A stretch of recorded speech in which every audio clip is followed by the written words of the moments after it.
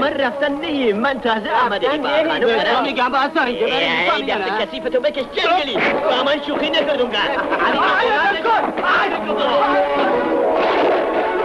این نام بر روی هر فیلم فارسی ضامن موفقیت و فروشان است.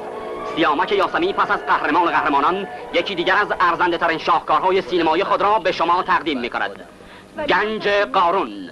از وقتی تو رو پیدا کردم زندگی برای من خیلی قشنگ شده.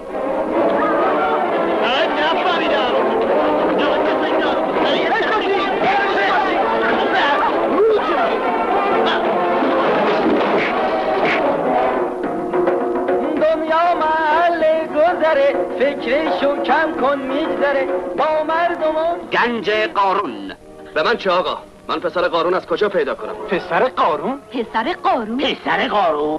راستی این پسر قارون کیه؟ آیا همین مرد جوونیه که میگن از هند اومده؟ اومدم از هند اومدم خیلی غم هند اومدم اومدم و باز اومدم خیلی سرم باز اومدم. مهم نیست، بذارین با این ازدواج دو نفر خوشبخت بشن. از غمم در آتشم من که نوزت میکشم. چه تبسو گور بگه چه کلتا تکون میدی میدم تو سرتا. احمقای بیارسه، شما هم واسه جرس خوبی. گنج قارون، مردی با ثروتی افسانه‌ای آنچنان از رنج تنهایی به سطوح آمده است که حتی گنجینه‌های بزرگ او درمان دردهای او را نمی‌کند و این است گنج قارون. گنج قارون نمیخواد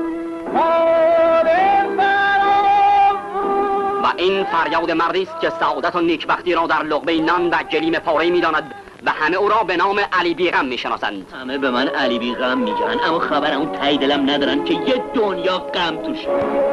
گنج قارون فیلمی با شکوه با هنرمندی هنرمندان بزرگ سینمای ایران: فردین، فروزان، ظهوری، شباویز و آرمان در نقش قارون ثروتمند مشهور. ثروت، خوشبختی، نهی بله. اگر که رنجم دهی به دوش من سر ننهی دل به کسی اگر دهی به دوریت گریه کنم نهی. سلام جناب آقای قارون. قارون مرد و این اثر جاودانی است از صنعت سینمای ایران: گنج قارون. تهیه کننده و کارگردان سیامک یاسمی. محصول پوریا فیلم.